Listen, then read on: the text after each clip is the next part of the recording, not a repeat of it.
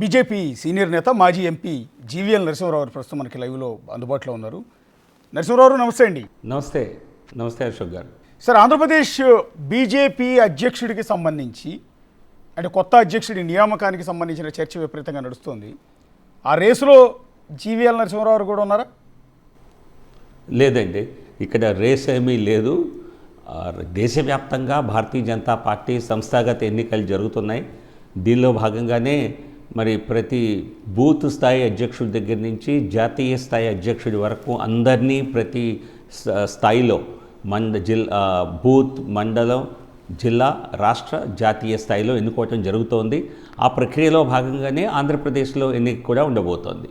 అంటే ఆంధ్రప్రదేశ్కి సంబంధించి మీరు ఎంపీ, అలాగే ఆ పార్టీలో చాలా సీనియర్ నేతగా ఉన్నారు. ఆ అర్హత కూడా మీకు ఉందనుకుంటున్నాం మేము. అదే అశోక్ గారు, ఇది బాధ్యతలు ఎవరికి ఇవ్వాలి అన్నది జాతీయ స్థాయి నాయకత్వం, రాష్ట్ర స్థాయి నాయకత్వంతో అందరితో సంప్రదించి చేసే నిర్ణయం. దీనిలో మేమెవరం కూడా మా అంతటా మేముగా క్యాన్వాస్ చేసుకోవటం అంటూ ఏమి ఉండదు. ఎవరిని పార్టీలో ఎలా ఉపయోగించుకోవాలి, ఎవరి సేవలు ఎలా ఉపయోగించుకోవాలి అన్నది జాతీయ పార్టీ చేసేటువంటి నిర్ణయం. దీనిపైన మీడియాలో వచ్చే వార్తలన్నీ కూడా ఊహాజంతాలే. ఇక్కడ అటువంటి పోటీ కానీ అటువంటి మిగతా రాజకీయ పార్టీలో ఉన్నటువంటి పరిస్థితి ఇక్కడ ఉండదు. మాది సంఘటనాత్మకంగా నిర్మాణమైనటువంటి పార్టీ కనుక పార్టీ జాతీయ స్థాయి పార్టీ రాష్ట్ర స్థాయి నాయకులందరితో సంప్రదించి జనరల్గా ఒక కన్సెన్సస్లో చేసేటువంటి నిర్ణయం. సో కాబట్టి దీనిపైన ఎటువంటి వ్యాఖ్యలు చేయటం కూడా సముచితం కాదు. ఎలా సార్, గత 5 ఏళ్ళు వైఎస్ జగన్మోహన్ రెడ్డి సీఎంగా ఉన్న ఆ పరిపాలన చూశారు. గత 7 నెలల బీజేపీ, జనసేన, టీడీపీ కూటమి పాలన చూస్తూ ఉన్నారు. మీరు ఆ కూటమిలో భాగస్వాములై ఉన్నారు. ఏంటి చేంజ్ అని అడిగితే? ఖచ్చితంగా ఈ 7 నెలల్లో ప్రజల్లో ఒక విశ్వాసం అన్నది ఏర్పడింది. ఎందుకంటే మనం ఈ కూటమికి వచ్చిన ఫలితాన్ని బట్టే గత ప్రభుత్వ పనితీరుతో ప్రజలు ఏ స్థాయిలో విసుగు చెందారో అర్థమవుతుంది. ఎందుకంటే కూటమిగా గెలుపు దాదాపు సాధ్యం, నల్లేరుపై నడకని అనుకున్నప్పటికీ కూడా ఈ స్థాయిలో విజయం లభిస్తుందని మరి ప్రజలు కూడా అనుకోలేదు. నిజం చెప్పాలంటే కూటమి నేతలు కూడా ఊహించలేదు. సో దానికి ప్రధాన కారణం జగన్మోహన్ రెడ్డి గారి ప్రభుత్వంపై ఉన్నటువంటి వ్యతిరేకత ఒకటి, అలాగే కూటమిపై ఉన్నటువంటి విశ్వాసం.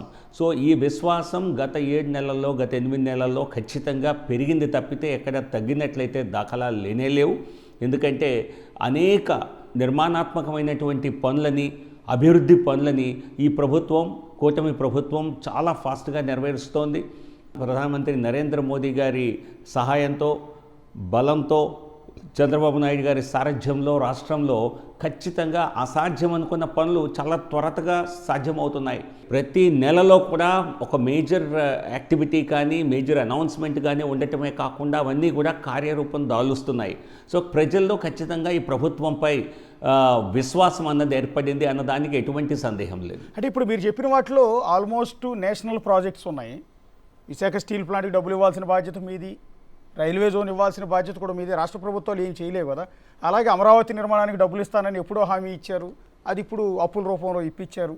ఓకే, ఇవన్నీ కూడా మీరు చేయాల్సినవే. నేనేమంటున్నానంటే బీజేపీ రాష్ట్ర ప్రభుత్వంలో భాగస్వామి, అలాగే కేంద్రంలో టీడీపీ భాగస్వామి. కానీ నిన్న మీ కూటమికి సారథ్యం వహిస్తున్న సీఎం చంద్రబాబు నాయుడు గారు ఇచ్చిన స్టేట్మెంట్ ఏంటంటే సూపర్ 6 అంటే మేనిఫెస్టోలో మేము ప్రకటించిన సూపర్ 6 హామీలను అన్నిటినీ కూడా సరిగా అమలు చేయలేకపోతున్నాం ఆర్థిక ఇబ్బందుల వల్ల. జగన్ చేసిన అప్పులు 9.5 లక్షల కోట్లకు వడ్డీలు చెల్లించి అసలు చెల్లించలేక ఇబ్బందులు పడుతున్నాం. సో అన్నదాత సుఖీభవ కానీ, తల్లికి వందనం లాంటి ఈ స్కీముల్ని ఇప్పుడే ప్రారంభించలేము. ఈ అప్పుల నుంచి బయటపడిన తర్వాత ఆర్థిక పరిస్థితి మెరుగయ్యాక మాత్రమే ఇవ్వగలుగుతామని స్టేట్మెంట్ ఇచ్చారు. అంటే మీ కూటమికి సారథ్యం వహిస్తున్న ముఖ్యమంత్రి ఆ రకమైన స్టేట్మెంట్ మేము పథకాలు అమలు చేయలేకపోతున్నామంటే ఆర్థికంగా కేంద్రం నుంచి సహకారం అందించట్లేదా అని ప్రెస్ కాన్ఫరెన్స్లోనే నేను కూడా విన్నాను. గౌరవ ముఖ్యమంత్రి చంద్రబాబు నాయుడు గారు స్వయంగా చెప్పారు, కేంద్రం నుంచి మనకి ఏ విధంగా లబ్ధి చేకూరుతోంది. పోలవరానికి 12,000 కోట్ల రూపాయల వరకు మనకు సహకారం లభించిందని, మరో 15,000 కోట్ల రూపాయలు వరల్డ్ బ్యాంక్ ద్వారా అమరావతికని, స్టీల్ ప్లాంట్కని ఈ నిధులన్నీ మనకు వస్తున్న మాట వాస్తవం అని చెప్తూ ఈ పథకాలకు కావలసినటువంటి సొమ్ముని మన ఆర్థిక వ్యవస్థ ద్వారా నిర్మాణం చేసుకోవాలి. ఎందుకంటే ప్రాజెక్టుకి ఇచ్చినటువంటి నిధులు వాటిని మళ్లించడం కుదరదు. రాష్ట్ర ఆర్థిక వ్యవస్థ ఎంత చిన్న భిన్నమైందో ప్రజలకి వాస్తవాలు తెలియచెప్పవలసిన బాధ్యత నేను ఫీల్ అయ్యి మీకు చెప్తున్నానని చెప్పి ముఖ్యమంత్రి గారు చాలా ట్రాన్స్పరెంట్గా చెప్పారు. ప్రజలు కూడా సహృదయంతో అర్థం చేసుకుంటారని నేనైతే భావిస్తాను. ఎందుకంటే కేవలం పథకాలని ఏ విధంగానైనా అప్పులు తెచ్చేసి చేసేస్తే దాని ద్వారానే రాజకీయంగా సక్సెస్ అవ్వచ్చు అనుకున్నటువంటి ఫార్ములా ఫెయిల్ అయిన దాఖలాలు చూసాం కదా మనం. మొన్న మే ఎన్నికల్లోనే ఏ విధంగా వైసీపీ ప్రభుత్వాన్ని ప్రజలు తిరస్కరించారో చూసాం. అంటే వైఎస్ఆర్ కాంగ్రెస్ పార్టీ మీ మీద దాడి చేస్తుంది. అంటే మీ మీద అంటే కూటమి ప్రభుత్వం మీద దాడి మొదలుపెట్టింది నిన్నటి నుంచి. హామీలు నెరవేర్చలేనప్పుడు మేనిఫెస్టోలో ప్రకటించి మోసం చేసి ఓట్లు వేయించుకుని గెలిచారు. అదే స్కీములు అదే ఆదాయం ఉన్నప్పుడు జగన్మోహన్ రెడ్డి అన్ని పథకాలను నెల నెలా బటన్ నొక్కి కొన్ని వేల కోట్ల రూపాయలు ప్రజల అకౌంట్లో వేశాడు. మీరు ఎందుకు ఇవ్వలేకపోతున్నారు అని నిన్నటి నుంచి ప్రశ్నిస్తోంది వైసీపీ. సాధారణంగా ఎక్స్పెక్ట్ చేసేటువంటిదే కదా. ప్రతిపక్షంలో ఉన్న పార్టీ తమేవో ఇవన్నీ పథకాలు అమలు చేశామని చెప్తున్నారు. మరి అమలు చేసినా కూడా ఓడిపోయారంటే కారణం వారు ఒకటి గ్రహించాలి. మరొకటి ఆ సమయంలో 5 ఏళ్ల సమయంలో మిగతా అభివృద్ధి కార్యక్రమాలన్నీ నిలిచిపోయాయి కదా. ఎక్కడా ఒక రోడ్డు వేయటం కానీ మరి సాధారణ ప్రజలకు కావాల్సినటువంటి ఇటువంటి అభివృద్ధి పనులు కానీ జరగకుండా అలాగే అనేక బిల్లుల్ని పెండింగ్ పెట్టేసి కేవలం ఒకే లక్ష్యంతో ఆ ప్రభుత్వం పనిచేసింది. పథకాలను ఎలాగైనా అమలు చేయాలి అని మిగతా వాటిని అన్నింటినీ అటకెక్కిచ్చేసింది. సో ఈ ప్రభుత్వం ఎప్పుడైతే అభివృద్ధి పనులు ముందుకు తీసుకువెళ్తోందో ప్రజల్లో ఒక విశ్వాసం ఏర్పడింది. ఒక రకంగా చెప్పాలంటే ఇది 2 రకాల మరి పరిపాలనా వ్యవస్థలకు ఉన్నటువంటి వ్యత్యాసం ప్రజలే గమనిస్తున్నారు. దీన్ని సమర్థిస్తారని కూడా నేను ఆశిస్తాను. ఒక పక్క అన్ని పథకాల అన్ని అభివృద్ధి కార్యక్రమాలని ఇతర ఖర్చుల్ని పేమెంట్స్ని అన్నిటినీ ఆపేసి కేవలం డైరెక్ట్ బెనిఫిట్ ట్రాన్స్ఫర్ ద్వారా మరి లబ్ధిదారులకి క్యాష్ ఇవ్వటం ద్వారా మరి మళ్ళా అధికారంలో ఉండొచ్చు అని చెప్పి వైసీపీ ప్రభుత్వం జగన్మోహన్ రెడ్డి భావించారు. ఇప్పుడున్న ప్రభుత్వం అభివృద్ధిని పెండింగ్లో ఉన్నటువంటి దీర్ఘకాలిక సమస్యలన్నింటినీ కూడా అడ్రస్ చేస్తూ రాష్ట్ర భవిష్యత్తు నిర్మాణం చేసి తద్వారా ఆదాయాన్ని చేకూర్చుకొని పథకాలు అమలు చేయాలని చెప్పి కూటమి ప్రభుత్వం పనిచేస్తోంది. ఇవి 2 నిజం చెప్పాలంటే ఖచ్చితంగా 2 ప్రత్యామ్నాయటువంటి ఒక రాజకీయ పరిపాలనా వ్యవస్థలు. అంటే ఫ్రీ బీస్కి అంటే ఉచిత పథకాలకి జనం అలవాటు పడిపోయారు. జగన్మోహన్ రెడ్డి అలవాటు చేశారు. గత 5 ఏళ్లలో ప్రతి నెలలో ఏదో ఒక బటన్ నొక్కి వాళ్ళ అకౌంట్లో డబ్బులు వేయటం తీసుకోవటం అలవాటు అయిపోయింది. వేయటం వీళ్ళకి అలవాటు అయిపోయింది. సో అలాంటి జనం మీరు అన్నట్టుగానే బ్యాలెన్స్ చేయటం కుదరక జగన్మోహన్ రెడ్డిని ప్రజలు తిరస్కరించారు. మీరు అన్నట్టుగా ఉచిత పథకాలకు డబ్బులు ఇచ్చాడు కానీ డెవలప్మెంట్ని వదిలేశాడు అని. మరి మీ ప్రభుత్వం మీ కూటమి ఇదే హామీలు ఇచ్చి వచ్చింది. అంటే మీరు జగన్మోహన్ రెడ్డి కంటే ఎక్కువ డబ్బులు అకౌంట్లో వేస్తూనే డెవలప్మెంట్ కూడా బ్యాలెన్స్ చేసుకుంటూ వెళ్తారన్న ఆశతో మీకు 164 సీట్లు కట్టబెట్టారు ప్రజలు. మరి ఇది రేపు వచ్చే ఎన్నికల్లో మీకు ఎదురు దెబ్బ కాదా? మీరు కూడా బ్యాలెన్సింగ్ తప్పుతున్నారు కదా, డెవలప్మెంట్ మీదే దృష్టి పెడుతున్నారు. మీరు ఇస్తానన్న హామీలు నెరవేర్చడంలో ఫెయిల్ అవుతున్నారు కదా. అంటే అశోక్ గారు ఇవి మేము చేయటం లేదని చెప్పటం లేదు కదా. ఖచ్చితంగా కొంత సమయం తీసుకొని ఆదాయ వనరులను ఏర్పాటు చేసుకొని, ఎందుకంటే కేవలం 7-8 నెలల్లో అన్ని పథకాలు సాధ్యపడవన్నటువంటి వాస్తవాన్ని ప్రజలకు చెప్తూ అట్లాగని ప్రభుత్వం ఏం చేయకుండా నిమ్మకు నీరెత్తినట్లుంటే ప్రజలు ఖచ్చితంగా ఒక తిరస్కార భావం ఉంటుంది. కానీ ప్రభుత్వం మరి అన్ని రంగాల్లోనూ అభివృద్ధిని చూపిస్తూ చాలా ఫాస్ట్ ట్రాక్ డెవలప్మెంట్ కోసం పనిచేస్తుంది అన్న విశ్వాసం ప్రజల్లో ఆల్రెడీ నెలకొంది. అంటే ఒకటి సూటిగా చెప్పండి సార్, చంద్రబాబు గారు మేనిఫెస్టోలో ప్రకటించిన సూపర్ 6 ఇప్పుడు ఏవైతే కొన్ని ఇంప్లిమెంట్ చేయలేకపోతున్నాము ఇప్పుడున్న పరిస్థితులు అని చెప్పారో, తల్లికి వందనం కానీ అన్నదాత సుఖీభావ కానీ, ఇవన్నీ టీడీపీ మేనిఫెస్టో. మీరు వీటిని కూటమి మేనిఫెస్టో కింద భావిస్తారా, ఓన్లీ టీడీపీ మేనిఫెస్టో కింద భావిస్తారా? ఎందుకు అంటే ఎన్నికల ముందు ఇవే సూపర్ 6కి సంబంధించిన మేనిఫెస్టోని టీడీపీ రిలీజ్ చేస్తున్నప్పుడు మీ బీజేపీ ప్రతినిధిగా ఒక ఆయన ఢిల్లీ నుంచి వచ్చారు, నాకు ఎగ్జాక్ట్లీ పేరు తట్టట్లేదు కానీ, ఆయన చంద్రబాబు గారు ఇచ్చిన ఆ మేనిఫెస్టో బుక్ని చేతితో పట్టుకోవడానికి కూడా యాక్సెప్ట్ చేయలే. అంటే ఇది మీ సొంత పార్టీ మేనిఫెస్టో కదా అన్నట్టుగా.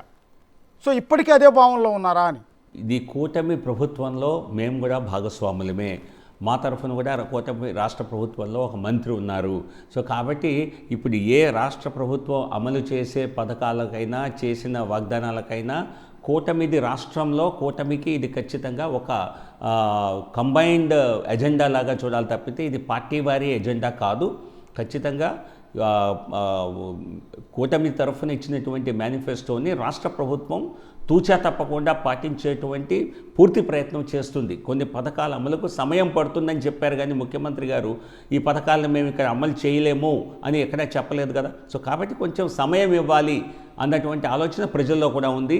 దానికి కూటమిలో భాగస్వామిగా బీజేపీ కూడా కట్టుబడే ఉంటుంది. ఎలా ఉంది సార్ ప్రస్తుతం 3 పార్టీల మధ్య మ్యూచువల్ కోఆర్డినేషన్ అనేది? బేసిక్గా రాజకీయ పార్టీలు, మీ పార్టీలో కార్యకర్తలు టీడీపీకి అగైనెస్ట్ ఉంటారు. సహజంగా ఇది రెగ్యులర్గా ఏ పొలిటికల్ పార్టీలో అయినా జరిగేదే. కానీ ప్రస్తుతం కూటమి పాలనలో ఈ 3 పార్టీల మధ్య కోఆర్డినేషన్ ఎలా ఉంది?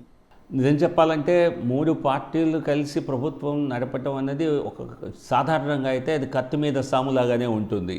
కానీ ఇక్కడ రాష్ట్రంలో, మన రాష్ట్రంలో ఆంధ్రప్రదేశ్లో ఈ పరిపాలన చాలా స్మూత్గా, సునాయాసంగా జరుగుతుందని చెప్పాలి.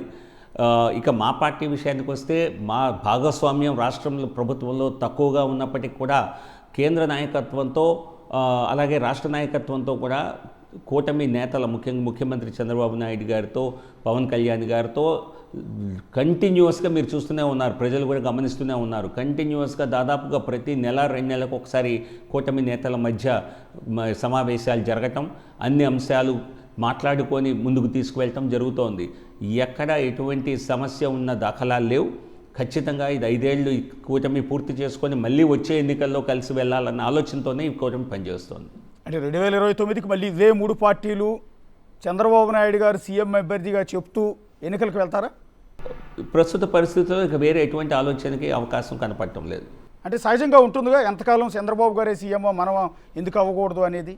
పవన్ కళ్యాణ్ గారిని మీరు సీఎం క్యాండిడేట్ కింద ప్రమోట్ చేస్తూ 2029 ఎన్నికలకు వెళ్తారు అన్న ప్రచారం కూడా జరుగుతోంది. మీరు అన్నట్టుగా ఇది ప్రచారం మాత్రమే. భారతీయ జనతా పార్టీ కూటమిలో ఒక భాగస్వామి. రాష్ట్రంలో నిజం చెప్పాలంటే టీడీపీతో పోలిస్తే భాగస్వామ్యం చాలా తక్కువ, జనసేనతో పోల్చినా కూడా. ఖచ్చితంగా భవిష్యత్తులో ఎదగాలి అన్న ఆలోచన భారతీయ జనతా పార్టీకి ప్రతి రాష్ట్రంలో ఉన్నది. కేవలం కొద్ది సీట్లకే పరిమితం కాకూడదు అన్నటువంటి ఆలోచన మాకు ఆంధ్రప్రదేశ్లో కూడా ఉన్నది. కానీ అది పొత్తు ధర్మాన్ని నిర్వహిస్తూ చేయాలనుకుంటాం తప్పితే అదేదో వేరే పార్టీలకి ప్రత్యామ్నాయంగా వారికి ఇబ్బందికరంగా చేయాలని అనుకోం. మా వంతు కృషి మేము సంస్థాగతంగా కూడా ఈ మధ్యనే మరి మెంబర్షిప్ డ్రైవ్ రాష్ట్ర వ్యాప్తంగా చేసుకున్నాం. అన్ని జిల్లాల్లో నాయకత్వాన్ని నియమించడం జరిగింది. సో ఇదంతా కూడా భారతీయ జనతా పార్టీని భవిష్యత్తులో బలోపేతం చేయాలి.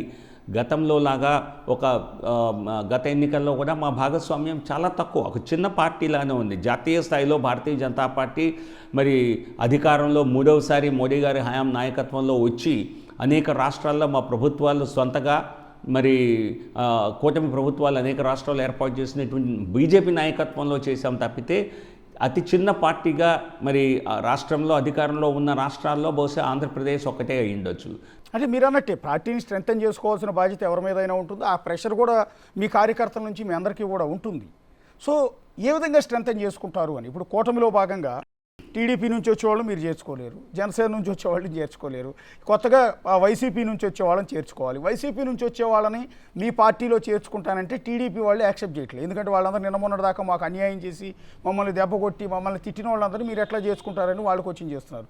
ఇంకా ఎలా స్ట్రెంగ్తన్ చేసుకుంటారు మీ పార్టీని అని? చూడండి, కేవలం ఇతర పార్టీల్లో నాయకుల్ని చేర్చుకోవటం ద్వారానే స్ట్రెంథెన్ అవుతాం అనుకోవటం కూడా పొరపాటు. కానీ అటువంటి చేరికలు కూడా చేసుకోవడానికి ఎటువంటి ఇబ్బందికర పరిస్థితులు ఉన్నాయని నేను అనుకోవటం లేదు. భారతీయ జనతా పార్టీ భవిష్యత్తులో భారతీయ జనతా పార్టీ పెద్ద శక్తిగా దక్షిణాది రాష్ట్రాల్లో కూడా ఎదుగుతుందన్నటువంటి తరుణంలో ఇతర పార్టీల నుంచి నాయకులు ఖచ్చితంగా మీరు అన్నట్టుగా అధికారంలో ఉన్న పార్టీ నుంచి ఎవరు రారు. కానీ కాంగ్రెస్లో ఉన్నారు ఇంకా కొంతమంది నాయకులు, వైసీపీలో ఉన్నారు, ఇతర పార్టీల్లో ఉన్నారు, లేదా ప్రజాక్షేత్రంలో ఉండి రాజకీయంగా ఎటువంటి మరి పార్టీలో చేరకుండా ఉన్నటువంటి కొంతమంది ప్రజానాయకులు ఉన్నారు. సో వీరందరినీ ఎవరినైనా చేర్చుకునేటువంటి వెసులుబాటు భారతీయ జనతా పార్టీకి ఉంటుంది. ఎటువంటి మరి దానిలో ఆంక్షలు, రెస్ట్రిక్షన్స్ ఉంటాయని నేను అనుకోను. అంటే విజయసాయిరెడ్డి వైఎస్ఆర్ కాంగ్రెస్ పార్టీకి రాజీనామా చేశారు. ఆ పార్టీలో అవునన్నా కాదన్నా ఆయన నంబర్ 2, జగన్మోహన్ రెడ్డి తర్వాత నంబర్ 2 స్థానంలో ఉన్న వ్యక్తి పార్టీ విడిచిపెట్టి బయటకు వచ్చేశారు. అయితే ఆ పార్టీతో మీకు సంబంధాలు లేకపోయి ఉండొచ్చు. ఒక పొలిటికల్ విశ్లేషకుడుగా, ఒక సీనియర్ రాజకీయ నాయకుడిగా మీ అనుభవాన్ని పెట్టి చెప్పండి, ఎందుకు విజయసాయిరెడ్డి బయటకు వచ్చాడు అనుకుంటున్నారు? చాలా కష్టమైనటువంటి ప్రశ్న. ఆయన ఏదో మరి తన సీటును కాపాడుకోవటానికి పార్టీ మారారనుకుంటే అందరు చేసినట్లే చేశారని అనుకునేవారు. మరి తాను రాజీనామా చేసి మరి రాజకీయాల నుంచి బయటకు వస్తున్నానంటే మరి దానికి కారణాలు ఏంటో ఆయన ఒక్కరే చెప్పగలుగుతారు. కానీ ఆయన మరి ఏదన్నా ఒత్తిడికి లోనై చేశారా అన్నది అనేక మంది ఎక్స్పెక్ట్ చేసేటువంటి విశ్లేషణ. కానీ అది ఏ ఒత్తిడి అయి ఉంటుంది, ఎందుకు ఒత్తిడి, అది సమాధానం ఆయనే చెప్పాలి. లేదా రాజకీయాలపై వ్యామోహం సన్నగిల్లిందా, అలా జరగటానికి కారణం ఏంటి, ఆ రియల్ ఇన్ఫర్మేషన్ అన్నది విజయసాయి రెడ్డి గారి నుంచి రావాల్సింది తప్పితే మనం ఏం చేసినా కూడా అది స్పెక్యులేషనే అవుతుంది. మరి ఇది చాలా ఆశ్చర్యం కలిగించిన అంశం. ఎందుకు రాజకీయాల నుంచి వైదొలుగుతున్నానని చెప్పారు. పదవి నుంచి వైదొలగటం ఒక ఎత్తు అయితే రాజకీయాల నుంచి వైదొలుగుతున్నాను అంటాం మరొక ఎత్తు. సో దానికి ఏదన్నా వైసీపీలో ఆలోచనగా చేసి ఆయన తీసుకున్న నిర్ణయమా, స్వతహాగా తీసుకున్న నిర్ణయమా, దీనిపై కూడా మరి కేవలం విశ్లేషణ చేయగలిగితే వాస్తవాలు తెలియవు. అంటే ఆయన ఏమైనా మీ పార్టీలోకి ఆహ్వానించే ఆలోచన ఉందండి? అంటే ఆ పార్టీ అవతల పార్టీలో నంబర్ 2గా ఉన్న వ్యక్తి, ఆ పార్టీ బలాలు బలహీనతలు తెలిసిన వ్యక్తి, ఆ పార్టీని దెబ్బకొట్టాలి అంటే ఖచ్చితంగా ఇలాంటి వ్యక్తి మీ పార్టీలో ఉండటం అవసరమే కదా. ఏమైనా ఆహ్వానిస్తారు మీ పార్టీలోకి? అటువంటి ఆలోచన ఏదీ లేదు. ఖచ్చితంగా మరి ఆయన ఏ పార్టీలో చేరటం లేదు అన్నది కూడా స్పష్టత ఆయన చెప్పి బయటకు వచ్చారు. భారతీయ జనతా పార్టీలో అటువంటి చర్చ ఏ స్థాయిలో ఉన్నట్టుగా నాకైతే తెలియదు. ఆయన నుంచి కూడా ఎటువంటి ప్రతిపాదన ఉన్నట్టుగా కూడా లేదు. సో కాబట్టి ఇక ఆ అంశం ఆయన రాజకీయాల నుంచి వైదొలగటానికి కారణం ఏంటో చర్చించాలి తప్పితే ఆయన ఏ పార్టీలోకి వెళ్ళనున్నారన్నది అనవసరం. ఆయన రాజీనామా చేసి వెంటనే ఆమోదించాక మరి రాజకీయాలకు దూరంగా వెళ్తున్నానని చెప్పింది అది వాస్తవం అనే నమ్ముతాం. అంటే బేసిక్గా బయట జరుగుతున్న ప్రచారం ఏంటంటే రీసెంట్గా మీరు వైసీపీ ఎంపీ ఆర్ కృష్ణయ్యని మీ పార్టీలోకి తీసుకున్నారు, అక్కడ రిజైన్ చేశారు, మళ్ళీ బీజేపీ నుంచి మళ్ళీ ఎలక్ట్ చేశారు. సో అలాగే విజయసాయి రెడ్డిని అక్కడ రిజైన్ చేయించి బీజేపీ తరఫున మళ్ళీ రాజ్యసభకు పంపిస్తారన్న ప్రచారం జరుగుతుంది కొంత. అది ప్రచారం మాత్రమే. ఆర్ కృష్ణయ్య గారి విషయం వేరు. ఆయన సాధారణంగా నిజంగా చెప్పాలంటే ఆయన రాజకీయ వివాదరహితుడు. ఆయన ఏ పార్టీలో కూడా గతంలో లేరు. సో అటువంటి వ్యక్తి రాజీనామా చేసి మళ్ళీ నన్ను రాజ్యసభకు పంపిస్తారన్న ఉద్దేశంతోనే ఆయన రాజీనామా చేసిన సందర్భంలో మరి ఆయనకున్నటువంటి ముఖ్యంగా బీసీ హక్కుల కోసం ఆయన చేసిన పోరాటం నేపథ్యంలో ఆయన్ని భారతీయ జనతా పార్టీలోకి ఆహ్వానించడం, వారికి అక్కడి నుంచి రాజ్యసభ సీట్ ఇవ్వాలని కూటమిని కోరటం జరిగింది. కానీ ఇది అన్ని కేసుల్లో ఇదే వర్తిస్తుంది అనుకోవటం కూడా పొరపాటు. అంటే ఏపీ రాజకీయాల్లో అంటే మీ వరకు వచ్చిందో లేదో, ఏపీ రాజకీయాల్లో అన్ని రాజకీయ పార్టీల్లో జరుగుతున్న ఒక చర్చ ఏంటంటే విజయసాయి రెడ్డి రాజీనామా వెనక ఉన్నది బీజేపీయే. వ్యూహాత్మకంగా అతన్ని రాజీనామా చేసి బయటికి తీసుకొచ్చారు. అతన్ని సిబిఐ కేసులకు సంబంధించి అప్రూవర్గా మారిపోమని చెప్పారు. అప్రూవర్గా మారిపోయిన వెంటనే జగన్మోహన్ రెడ్డి బెయిల్ రద్దు చేసి జైలుకు పంపిస్తారు. ఆ తర్వాత వైఎస్ఆర్ కాంగ్రెస్ పార్టీ స్ప్లిట్ అయిపోతుంది. విజయసాయి రెడ్డిని అడ్డం పెట్టుకుని ఆ పార్టీలో ఉన్న నేతలందరినీ కూడా బీజేపీలోకి చేర్చుకుని ఆ పార్టీని కొలాప్స్ చేసే ప్రయత్నం ఇదంతా కూడా జరిగింది. అందులో భాగమే విజయసాయి రెడ్డి రాజీనామా అనేది ఏపీ పొలిటికల్ సెక్టార్లో జరుగుతున్న చర్చ. నిజమని నేను ధృవీకరించట్లేదు. మీ వరకు ఎంతవరకు వచ్చిందండి? అశోక్ గారు, మన పొలిటికల్ అనాలిసిస్ పేరుతో అనేక రకాల స్క్రిప్ట్లు తయారవుతుంటాయి. సో ఇది ఒక స్క్రిప్ట్ అయితే మరొక రకంగా మరో స్క్రిప్ట్ ఉండొచ్చు. సో ఇవన్నీ పూర్తిగా ఊహాజనితాలు తప్పితే భారతీయ జనతా పార్టీ ఈ అంశంతో భారతీయ జనతా పార్టీకి ఎటువంటి సంబంధం లేదు. ఆయన రాజకీయాల నుంచి విరమించుకున్నాక ఆ సీటు కూటమికి వస్తుంది, ఆ కూటమిలో ఎవరికి వెళ్తుంది అన్న దానిపైన ఏమన్నా చర్చ ఏమన్నా జరగచ్చేమో. కానీ భవిష్యత్తులో ఇప్పుడు విజయసాయి రెడ్డి గారిని ఆధారంగా రాజకీయాలు చేసే ఉద్దేశం కానీ అలా చేసే అవసరం కానీ భారతీయ జనతా పార్టీకి లేదు. స్వతహాగా భారతీయ జనతా పార్టీ బలం పెంచుకోవాలని మేము చూస్తున్నాం.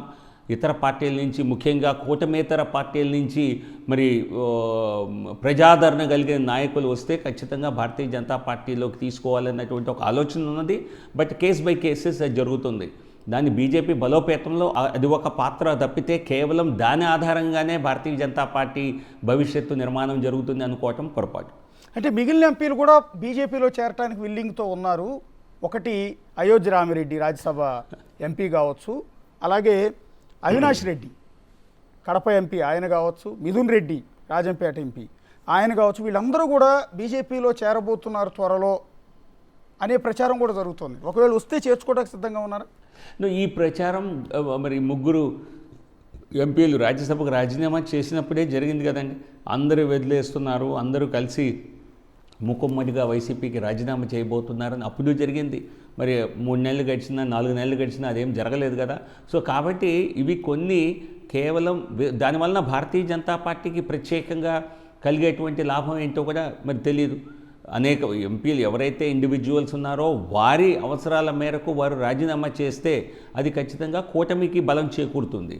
ఒక రకంగా కూటమిలో లేకపోయినా కూడా జాతీయ స్థాయిలో బిల్లుల సమర్థనకు వచ్చేసరికి అనేక పార్టీలు బీజేపీతో జత కట్టకపోయినా కూడా బీజేపీని సమర్థించాయి. గతంలో వైసీపీ, టీడీపీ ఇద్దరూ కూడా బీజేపీతో మాకు ఇద్దరితోనూ సంబంధాలు లేవు 19 నుంచి 24 వరకు.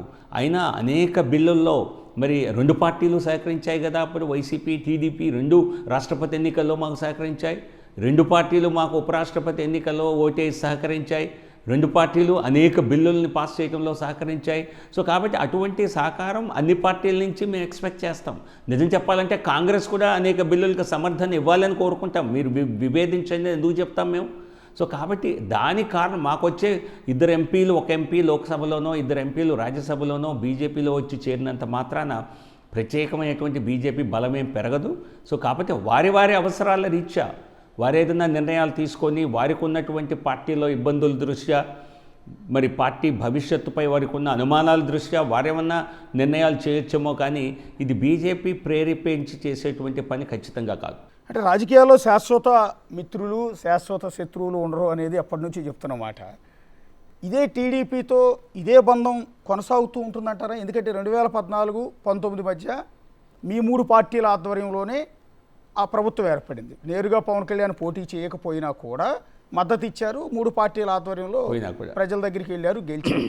లాస్ట్ 1 ఇయర్కి వచ్చేటప్పటికి ప్రత్యేక హోదాను అడ్డం పెట్టుకుని చంద్రబాబు నాయుడు మీరు ప్రత్యేక హోదా ఇవ్వట్లేదనే కారణంతో కూటమి నుంచి బయటకు వెళ్ళిపోయారు.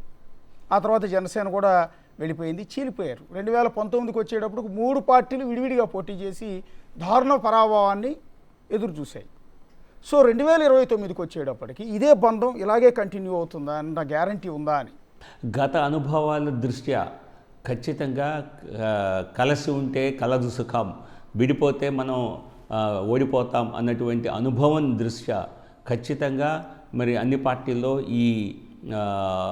ఈ అవగాహన అనేది స్పష్టంగా ఉన్నది. ముఖ్యంగా తెలుగుదేశం పార్టీలో. ఎందుకంటే గతంలో మనం విడిపోయి గనక అంశాలపై విడిపోయి ఎన్నికలు ఒంటరిగా పోటీ చేయకుండా ఉంటే 2019లోనే కూటమి గెలిచేది. అప్పుడు కూడా గెలిచేవాళ్ళం. మరొకసారి చంద్రబాబు అప్పుడే ముఖ్యమంత్రి అయ్యే అవకాశం ఉండేది. కాబట్టి గత అనుభవాల నుంచి ప్రతి ఒక్కరికి రాజకీయ అనుభవాలతో మరి కొంత వారి నిర్ణయాలు ఆ మేరకు ప్రభావితం అవుతాయి. ఖచ్చితంగా ఈ కూటమి లేకపోతే గెలుపు అన్నది అసాధ్యం అన్న విషయం మొన్న ఎన్నికల ముందు వారికి తెలుసు. ఇప్పుడు కూడా ఈ సమయంలో కూడా కూటమిలోని అందరికీ తెలుసు. ఒంటరిగా పోటీ చేస్తే మరి గెలిచేటువంటి అవకాశం లేదు, లబ్ధి చేకూరేది వైసీపీకే అన్న విషయం ఇప్పుడు కూడా తెలుసు. అనేక మంది మీరు చూస్తే ఎవరైతే సోషల్ మీడియాలో మరి కూటమి సపోర్టర్స్ ఉంటారో వారందరూ కూడా చిన్న కూటమిలో విభేదం వచ్చిందని తెలిసినా కూడా వెంటనే కలిసి ఉండండి అని అటువంటి ఈవెన్ కార్యకర్తల ప్రెషర్ కూడా ఉంటుంది. నాయకులకి ఖచ్చితంగా ఈ గత అనుభవం ఒక చక్కటి అనుభవాన్ని, ఒక పాఠాన్ని నేర్పింది. విడిపోతే ఈజీగా ఓడిపోతాం, కలిసి ఉంటేనే గెలుపు సాధ్యం. సో కాబట్టి మరి కూటమిలో ఉన్న పార్టీలు తమ భవిష్యత్తుని నిర్మాణం చేసుకుంటూ తమ లక్ష్యాలని కొంచెం ముందుకు తీసుకువెళ్తూ కలిసి ఉండకపోతే ఇబ్బందులు ఎదుర్కొంటామన్న వాస్తవాన్ని గ్రహించాయి. సో కాబట్టి భవిష్యత్తులో కూడా ఈ కూటమి ఏకంగా ఉంటుంది అన్నదే ఖచ్చితంగా చెప్పొచ్చు. అంటే జగన్తో టచ్ మీ నాట్ అన్నట్టుగానే వ్యవహరిస్తారా? అంటే జగన్ని అపోనెంట్ కింద భావిస్తారా అని ఎప్పటికీ? మారిన పరిస్థితులకు అనుగుణంగా మళ్ళీ ఏమన్నా? లేదు, చూడండి, వైసీపీతో కానీ కాంగ్రెస్ పార్టీతో కానీ భారతీయ జనతా పార్టీ ఎప్పుడూ ఎటువంటి పొత్తు పెట్టుకోలేదు. అటువంటి పొత్తు సాధ్యం కాదు ఆ పార్టీతో. మాకు ఎప్పుడు జరిగిన ఆంధ్రప్రదేశ్లో పొత్తు తెలుగుదేశం పార్టీతోనే కలిగింది. ఆ పార్టీతోనే విడిపోయిన సందర్భాలు అనేకం, కలిసిన సందర్భాలు అనేకం. సో కాబట్టి వైసీపీని ఒక రాజకీయ మిత్రుడిగా చూసేటువంటి అవకాశం, కలిసి ప్రయాణం చేసే అవకాశం భారతీయ జనతా పార్టీకి లేదు, అలా చేయాలని కూడా అనుకోదు. సో కాబట్టి ఖచ్చితంగా ఈ కూటమి ఈ గత అనుభవాల దృష్ట్యా ఈ కూటమి లాంగ్ టర్మ్లో ఇదే విధంగా కొనసాగుతుంది అన్నది మా అందరిలోనూ ఉన్నటువంటి ఆలోచన. చివరిగా ఒక ప్రశ్న సార్, యాక్చువల్లీ మీరు అన్నట్టుగా ప్రస్తుతానికి 3 పార్టీల కోఆర్డినేషన్ బాగుంది, ప్రభుత్వం ముందుకలా సాగుతోంది ఒకళ్ళు సహకరించుకుంటూ. కానీ ఈ మధ్యకాలంలో ఒక చిచ్చు పెట్టారు మీ పార్టీ 3 పార్టీల్లో ఉన్న కార్యకర్తలు. లోకేష్ గారు డిప్యూటీ సీఎం కావాలని ఒక 4 స్టేట్మెంట్లు ఇస్తారు, దాన్ని సోషల్ మీడియాలో విపరీతంగా మోస్తారు. ఒక ఆయనేమో డిప్యూటీ సీఎం ఏంటి సీఎం కావాలంటాడు, ఇంకొక ఆయన అంటాడు అసలు ఆయన అది కాదు పీఎం అవుతాడు ఏదో ఒక రోజు అని. టీడీపీ నేతలంతా ఒకళ్ళ తర్వాత ఒకళ్ళు పోటీలు పడి స్టేట్మెంట్లు ఇస్తూ ఉంటే జనసేన వాళ్ళకి కడుపు మండిపోతూ ఉంది. అరే డిప్యూటీ సీఎం ఆల్రెడీ ఉండగా మళ్ళీ లోకేష్ తీసుకొచ్చి డిప్యూటీ సీఎం అంటారేంటరా అని చెప్పి వాళ్ళు సోషల్ మీడియాలో తెగదిచ్చుకుంటూ ఉన్నారు. మా నాయకుడు కూడా సీఎం ఎందుకు అవ్వకూడదని జనసేన పార్టీ వాళ్ళు స్టేట్మెంట్లు ఇస్తూ ఉన్నారు. సో దీన్ని ఎలా చూస్తారు? ఇది కొంత చిచ్చు పెడుతున్నారా, కావాలని పెట్టుకుంటున్నారా? నేను చెప్పాను కదా ఇందాక, ప్రతి పార్టీకి తమకంటూ కొన్ని రాజకీయ లక్ష్యాలు ఉంటాయి. సో ఎలాగైతే ఒక కూటమిలో చిన్న భాగస్వామిగా ఉన్న మేము కూడా బలం పెంచుకోవాలి, భవిష్యత్తులో ఒక నిర్మాణాత్మక శక్తిగా ఎదగాలి అని మేము భావిస్తున్నాం. మరి అలాగే జనసేన నాయకులు భావిస్తారు, వారి అధినేత పవన్ కళ్యాణ్ గారు ఇంకా స్థాయి పెరగాలని.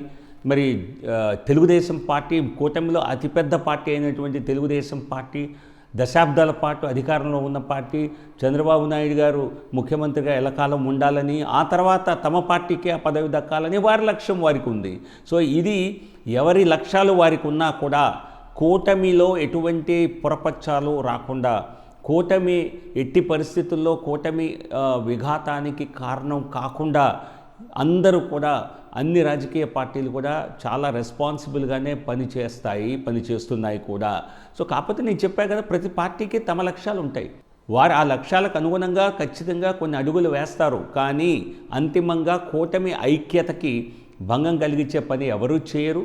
మరి ఆ పార్టీలో మన లోకేష్ గారి జన్మదినాన్ని పురస్కరించుకొని చూసాం ఏ విధంగా ఆయన పట్ల తెలుగుదేశం పార్టీలో పూర్తి స్థాయి మరి మద్దతు ఏదైతే ఉన్నదో, మరి చంద్రబాబు నాయుడు గారి తర్వాత నెంబర్ 2 మరి ఆ స్థాయిలో టోటల్గా ఇంకా వేరే పోటీ అన్నది లేదు. లోకేష్ గారికి ఆ పార్టీలో ఈరోజు పోటీ ఉందని నేను అనుకోవట్లేదు, ఎవరు అనుకోవటం లేదు. సో కాబట్టి తమ నాయకుడికి కూడా భవిష్యత్తులో అవకాశాలు రావాలి, తమ పార్టీ ఎల్లప్పుడూ అధికారంలో ఉండాలని వారు భావిస్తారు. జనసేన వారు అధికారంలోకి తమ నాయకుడు పవన్ కళ్యాణ్ గారు ఇంకా ఎదగాలని వారు కోరుకుంటారు. మా పార్టీ బలం పెరగాలని మేము కోరుకుంటాం. సో ఇది 3 పార్టీలకి ఈ లక్ష్యాలు ఉండటం తప్పు కాదు. కానీ ఈ లక్ష్య సాధనలో కూటమి ఐక్యత ఎక్కడా దెబ్బతినకుండా మరి సమిష్టిగా మాట్లాడుకొని ఈ నిర్ణయాలు చేయవలసిన బాధ్యత పెద్దలపై ఉన్నది. అటు చంద్రబాబు నాయుడు గారు, పవన్ కళ్యాణ్ గారు, మా జాతీయ నాయకులు అందరూ తరచూ మాట్లాడుకుంటూనే మరి అమిత్ షా గారి స్థాయిలో మాట్లాడుకుంటారు, ఇతర జాతీయ అధ్యక్షుడు నడ్డా గారితో సంప్రదిస్తారు, ప్రధాని మోడీ గారితో కొన్ని సందర్భాల్లో మాట్లాడతారు. ఏది ఏమైనప్పటికీ ముగ్గురు తమ లక్ష్యాల పట్ల ఖచ్చితంగా కొన్ని అడుగులు వేయటం అనివార్యం. కానీ ఈ లక్ష్య సాధన అన్నది ముగ్గురు కలిసి సమిష్టిగా మాట్లాడుకొని చేయాలి తప్పితే మరి ఈ ఐక్యత దెబ్బతిందంటే ఖచ్చితంగా భవిష్యత్తులో మరి వైసీపీకి ఒక చేతికర్రను అందించినట్టే అవుతుంది. ఇప్పుడు చేతికర్ర లేని వైసీపీ ఖచ్చితంగా ఇటువంటి ఇబ్బందులు ఏమన్నా వస్తే దానికి బలం చేకూరే అవకాశం ఉన్నది. ఈ విషయం నాయకులందరికీ తెలుసు. కానీ కార్యకర్తల్లో కొంత ఆవేశాలు, కొంత ఆవేశం ఉండటం సహజం యంగ్ కార్యకర్తల్లో. కానీ జాతీయ నాయకుల్లో అలాగే ఈ పార్టీల నాయకుల్లో ఒక అవగాహన, మంచి అవగాహన ఉన్నది కనుక ఈ లక్ష్యాల సాధనలో మరి అందరికీ సముచితంగా ఉండేలా నిర్ణయాలు జరుగుతాయి. ఎటువంటి భవిష్యత్తులో ఈ కూటమికి ధోకా ఉండదని చెప్పి మరొకసారి చెప్తాను. Thank you GVL Narasimha Rao. చాలా విలువైన సమయం మాకు ఇచ్చారు. చాలా ఇంపార్టెంట్ ఇష్యూస్ మాతో షేర్ చేసుకున్నారు. ఇది జీవీఎల్ నరసింహారావు గారితో ఇంటర్వ్యూ. అనేక అంశాలని ప్రస్తావించారు. ప్రస్తుతం కొనసాగుతున్న కూటమి పాలన ఏ విధంగా ఉంది, భవిష్యత్తులో 3 పార్టీల మధ్య కోఆర్డినేషన్, ఆ బంధం ఎలా కంటిన్యూ అవుతుంది, జగన్ని ఏ విధంగా ఫేస్ చేయబోతున్నారు, తమ సొంత పార్టీని ఏ విధంగా పికప్ చేసుకోవాలి, ఎలా బలోపేతం చేసుకుంటారు, అనేక అంశాలపైన ప్రస్తుతం జీవీఎల్ నరసింహారావు అయితే చెప్పారు. Signing off, this is the show.